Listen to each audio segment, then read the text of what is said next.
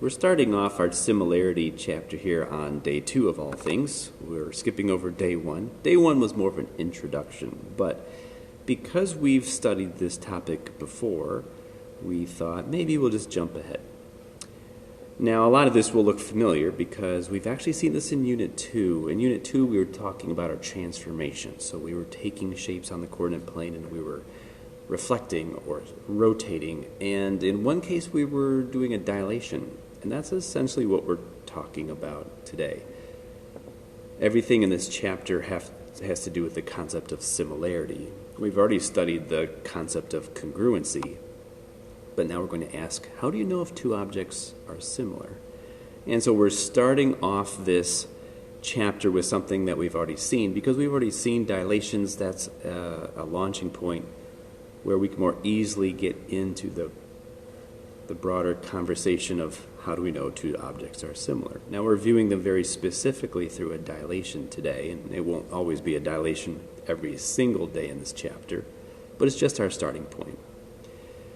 And so that's why you see we're starting off this little vocabulary section here with a dilation, right? This will probably look very familiar here. Some of these examples are going to look familiar as they are talking about dilating an object. So a lot of this is closely connected to the concept of similarity, and that's why it fits here too. So here's our vocabulary, right? A dilation is a kind of transformation, right? We saw that back in our Unit 2 transformation unit. And it's going to stretch or shrink a figure to create a similar figure. Now, we're not really defining what that similar figure is just yet. We'll be exploring that through these examples and throughout this chapter. But it's going to be similar. And when we're talking about the dilation, we're talking about either stretching or shrinking. We mean it's going to get bigger or get smaller. And we say it is enlarged or it is reduced.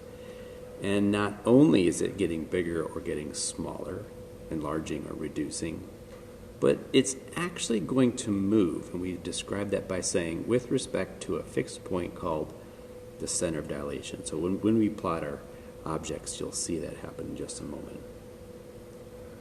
Now we have this scale factor. Now we're going to use the letter K to represent that scale factor. And that letter K is going to tell us how much it is enlarging or reducing. And we can calculate this letter K by setting up a ratio. A ratio is a comparison of two numbers. Think of a fraction, for example. And we're going to compare lengths. So we're not comparing angles, we're comparing lengths. And it will be a comparison of the image to the pre-image. And you have to use the corresponding lengths. You have to use the corresponding sides. But it's image to pre-image. So here's another way to think about that. Remember we said a ratio can be set up like a fraction. So here's my fraction. And because we're describing the word image first and the pre-image second, whatever's described first goes on the top. And what is described second will go on the bottom. So we can think of our scale factor as being this ratio, this fraction, image to pre-image. So another way to think about it, again, whatever's listed in front goes to the numerator, and whatever is listed second goes to your denominator.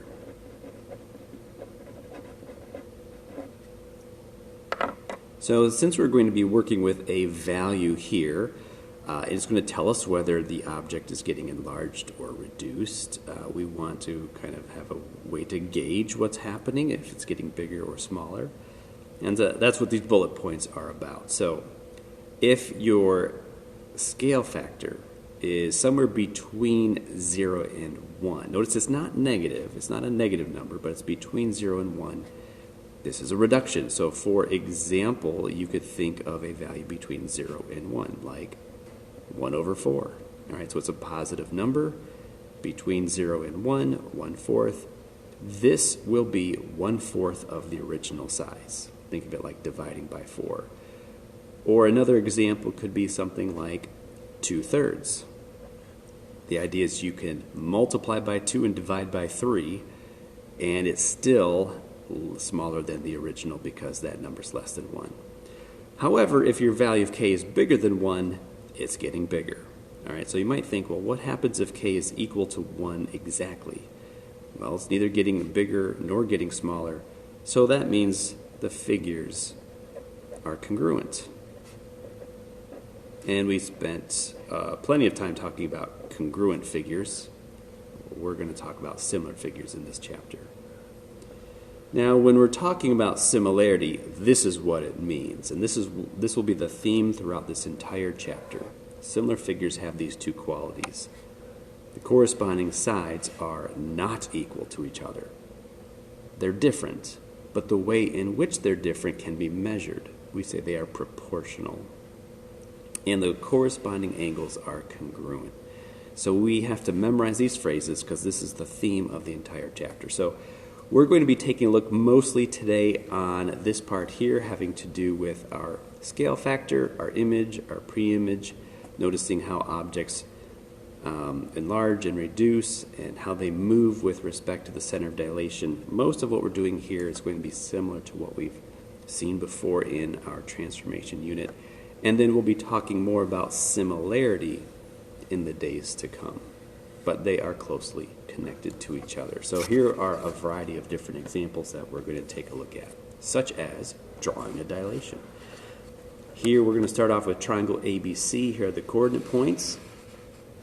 And we will use a scale factor of 1/2, right? So that scale factor is less than 1, so that tells us we should see a reduction, and it should get smaller. So A is at 2, 4.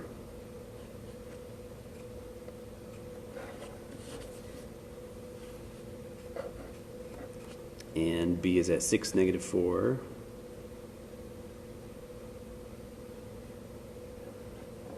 And point C is at 8, 0.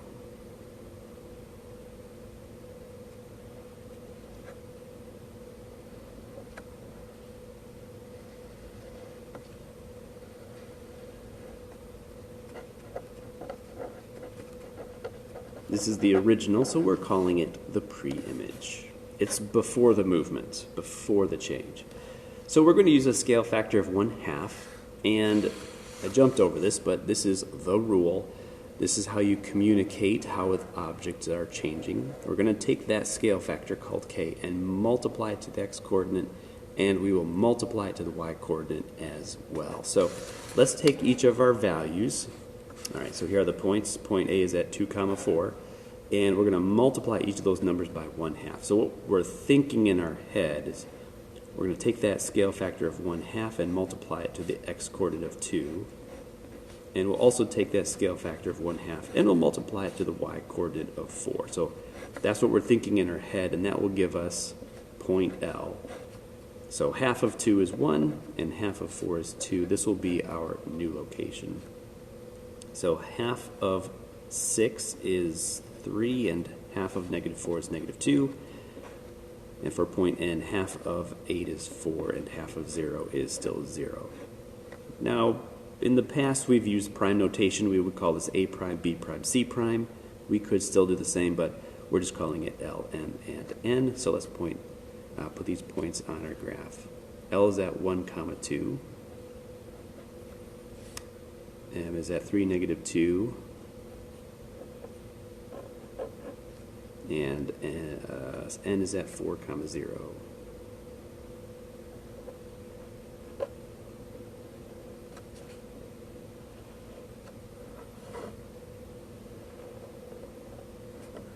So if you compare these two, they do look similar, right, in a general sense, but in a more specific sense in our geometry class, when we mean similar, we mean these features. If you were to check those corresponding angles, they should be congruent. So angle A should be congruent to angle L. Angle B is congruent to angle M, and so on. Those are not getting bigger, they're not getting smaller. They are exactly the same. Now, we're not verifying the sides at this point. We'll do that on future problems. But if we were to compare the sides, we would discover that the length of this side compared to the length of the corresponding side, those would be exactly half the size of the original. So that's what we mean by proportional. Each pair of sides changes in the same way. Half the size of the original, half the size of the original. Now, one other feature that we need to talk about is the fact that when you're doing the dilation, You can line up point B and point M. Those are corresponding angles, and if you were to connect them, that line will pass right through the center of dilation. So our center of dilation is at the origin. So if you were to line up each pair of corresponding points, I should say each pair of corresponding vertices, you'll see those construction lines all go towards the origin. Even if you line up point C with point N, same idea. Not only that, but if you were to take a look at the placement of point A and the placement of point L, you can see that the larger triangle is not only shrinking, but it is moving closer towards that center of dilation. So it's shrinking, but it's also moving, and it's moving closer towards that center of dilation. So that's what our description up here is saying. It says in a dilation, the figures are enlarged or reduced with respect to that center of dilation. That means it is moving with respect to that location. Here we had a reduction, so it's getting closer to the center of dilation. And if we had an enlargement, it would drift further away from the center of dilation. All right, here is example 2.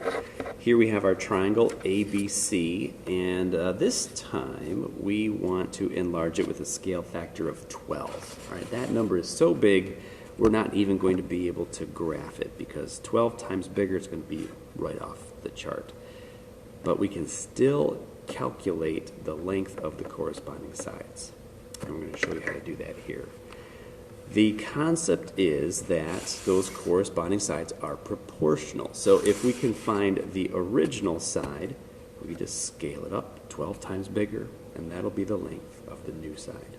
So what we have here, again, this is our pre-image. This is our original shape. And they're talking about A prime, B prime, so that would correspond to this side, AB. And since that is on the slant, we need to calculate that distance. So I'm observing from the graph that point A is located at 2, -1, and point B is located at 8, 2. So let's find the distance, meaning we need the distance formula here. Our x coordinates, we're going to subtract 8 minus 2, square the result, and we're going to subtract those y coordinates as well, 2 minus the -1.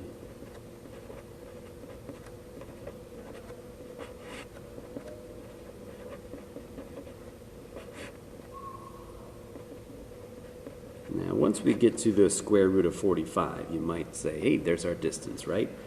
But let's continue by simplifying the radical, right? We want to find our factors. What times what is 45? And you're looking for factors that are perfect squares, so we want the 9. 9 times 5. That means we could take the square root of the 9, but not the 5. So the distance will be 3 square roots of 5. That is the length of side AB. So I'm going to write that on here, 3 root 5. So that's the first step. Find the current length. Now we're taking this figure and we're enlarging it. We're making it 12 times bigger. So that means my scale factor is 12. And that means my new length of A prime, B prime has to be 12 times bigger. So we'll take that scale factor of 12 and we'll multiply it to the existing length of AB. Right? So in other words, we're taking the 12 and multiplying that to the 3 root 5. So we'll multiply integer with integer and we get a 36 in front of that root 5. And so that is our new length of our new figure. So we can multiply in order to get the new result. And that's because those corresponding sides are proportional. Now here in part B it says the measure of angle A is 20 degrees. All right, so I'm going to put that here in my picture like so. So what is the measure of angle A prime? The measure of angle A prime, is this also 12 times bigger? No. It is not. It is exactly the same. So this has to do with our definition of similarity. Those corresponding angles don't get bigger or smaller. They stay exactly the same. Only the sides will be scaled up or scaled down. So let's look at a few other examples. This one here in example 3, we've seen something like this before where we're taking a shape and we're scaling it up or scaling it down. Here in this case, we're going to take our original photo, which is 8 by 10, and we're trying to shrink it down to this magnet. So here's my original photo of 8 by 10, and we're trying to shrink it down here now so that it's 2.8 inches by 3.5 inches. So there's the 2.8 on the bottom and the 3.5 on the height. Now notice what we're doing is we're putting the smaller dimension on the bottom, the bigger dimension on the height on my original photo.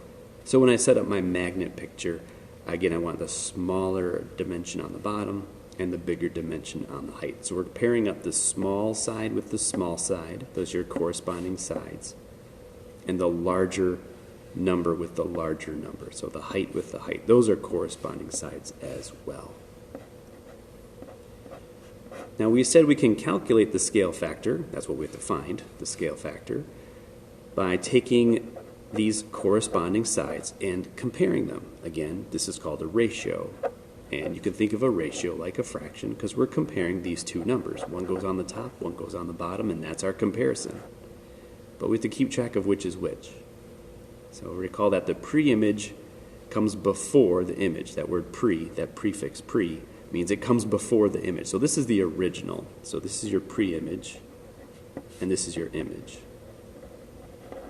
So we are going to find a pair of corresponding sides. You could either, it doesn't matter, you could use the bases, you could use the heights, either one as long as they're corresponding parts. So if I select the bases here, then that means the image has a base of 2.8 inches, and the pre-image has a base of 8 inches. So again, we're comparing these, and notice that inches over inches cancels out. So we are just comparing number to number. We don't like decimals inside fractions, that's bad form. So let's just divide. 2.8 divided by 8, my calculator gives me a decimal answer. So notice that this value of k is less than 1. We said if it's less than 1, it's going to shrink. And that's, in fact, what we observed. It is a reduction. Here are some other kinds of examples where we are enlarging or reducing them. Here in example number 4, we want to create a quadrilateral, JKLM, that is going to be similar to this quadrilateral PQRS. So if you just take a look at what we have, I'm going to outline it because there's a lot of lines on here. PQRS, I'm outlining in the orange. This is the pre-image. This is the original shape. We want to create a new object that will be called JKLM. You can see we don't have all the sides. We know that J and K, that side will pair up with the PQ. This side, KL, will pair up with QR. But we are missing these other two sides. So I don't really know where this is. I'm totally freehanding it, but something like this out here, we don't know where point M is, but it's obviously bigger than the pre-image. So the question is, what are the coordinates of this point? So we need to be able to find the scale factor so that we can compare how much bigger this image will be compared to the original orange image. And to do that, we want some corresponding sides. Now, you could use these corresponding slanted sides, but that would be a lot of work, when we can just use the corresponding vertical sides because they are going to be easy to count. You can see that from Q to R, that's a distance of 2. And from K to L, that's a distance of 1, 2, 3, 4. So you can see that we are doubling the size of the pre-image. So if you compare those two, we can find our scale factor. Again, image over pre-image.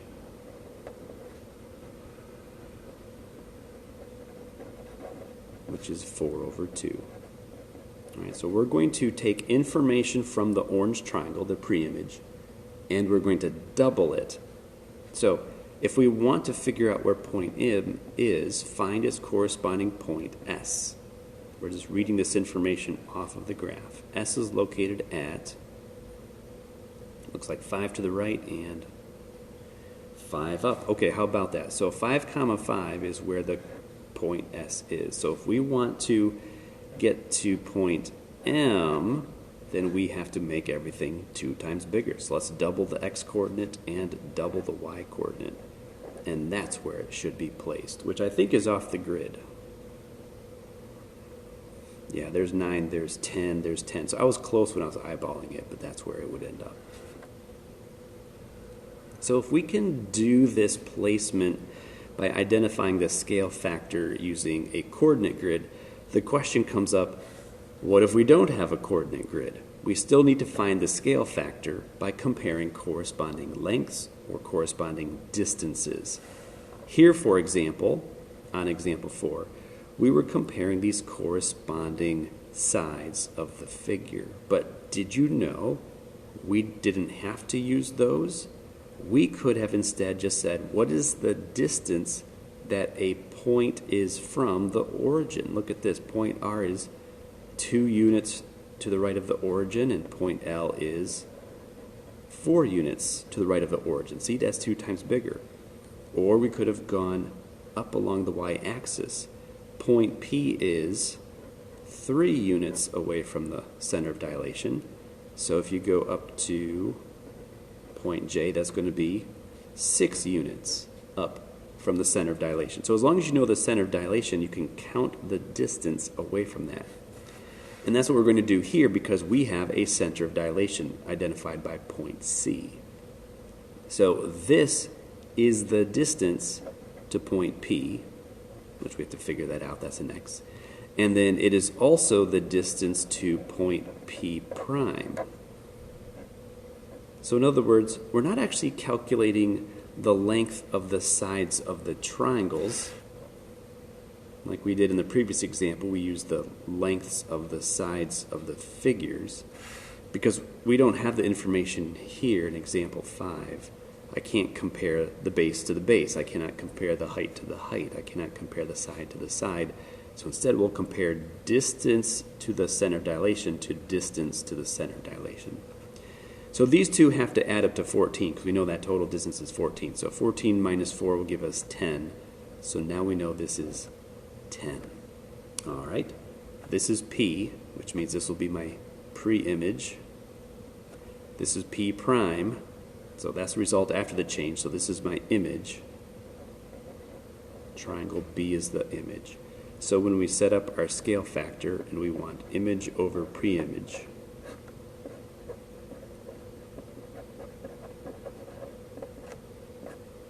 the image information is here on triangle B. That's the P prime. The distance that P prime is to the center of dilation is the 14. And the pre-image goes on the bottom. That's triangle A, and that distance to the center of dilation is 10. So when we compare those two numbers, we get 1.4. So our scale factor is bigger than 1, which means we're seeing an enlargement. And that makes sense because our triangle is getting bigger as we go from A to B. So let's finish off now with example 6. Again, we're going to take a look at an object. This time it's only a segment. It's not even a triangle. And this is the original pre-image point A. This is the image point A prime. This is the pre-image point B. So you want to pair up for your pre-image points the point A and the point B. So A is at 3, 4, and B is at 2, 2. And then for your image, your A prime and B prime, you want to pair those up. So A prime is at 6, 4, and B prime is at 4, 0. So let's plot each of those. All right, here's my pre-image.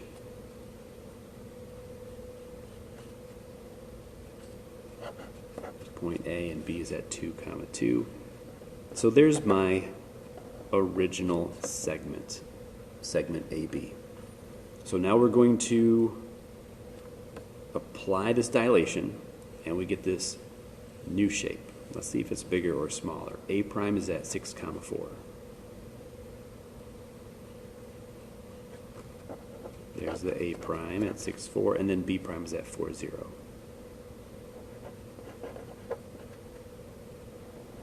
All right, right, so that definitely looks bigger. So we have scaled it up. So when we find the scale factor, we should be able to observe that this is going to be a number bigger than 1.